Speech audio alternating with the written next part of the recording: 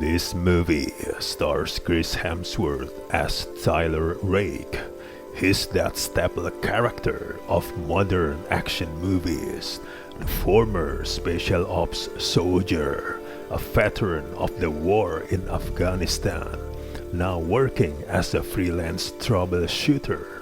And it is one giant cliche, powered by dozens of smaller ones from beginning to end.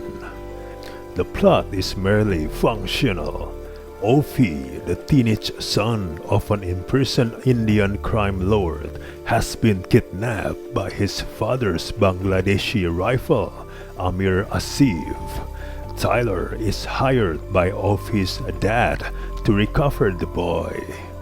Things go south, and soon the mercenary finds himself fighting through the streets of the Bangladeshi capital, Dhaka.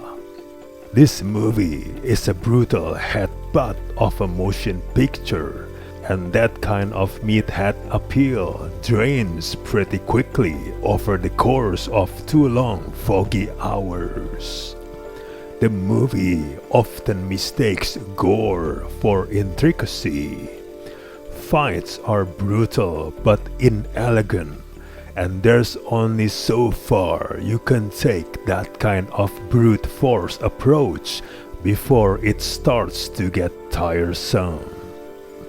It's impossible to escape its slow pace, virtual absence of humor, and the itchy feeling that we are watching a badass white dude clean up the streets of an animalistic third world. As a Netflix release, the film is literally a glorified direct-to-video action movie, albeit one that lacks the momentum and efficiency that defines the best entries in the DTV category. The action set pieces offers more proficiency than personality, though they are still preferable to the dialogue scenes which simply drag out the unwaveringly predictable plotting and its inevitable turn towards sentimental matters. Obviously, action is the main selling point. The movie gives us an especially ludicrous example of those gimmicky sequences in which different shots are digitally pasted together to look like one long unedited take. The cut points are both plentiful and glaringly obvious. The choreography does a miserable job of making Hemsworth look like a badass killer. It's painfully repetitive, like a lot of AK fire, defenestration, and knifing. In terms of the sadistic nature of the violence, this movie appears to be heavily inspired by Indonesian action flicks like The Raid 2, and The Night Comes for Us.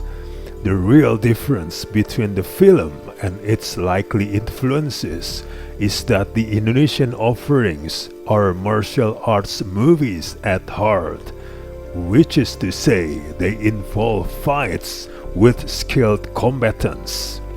This movie, however, sticks to the American model of body counts. Tyler's character himself is a derivative of similar varied ex-commando roles we expected of our Stallones, Schwarzeneggers, and Seagals in the 80s and 90s. We don't learn much about him, save for glimmers of personal tragedy and the promise of redemption his current campaign offers. He's mostly a blunt instrument, an avatar for the headshots and pistol whips the movie quickly drops us into. Overall, this is just a mediocre action movie at best. We recommend you to watch the Indonesian action movies instead.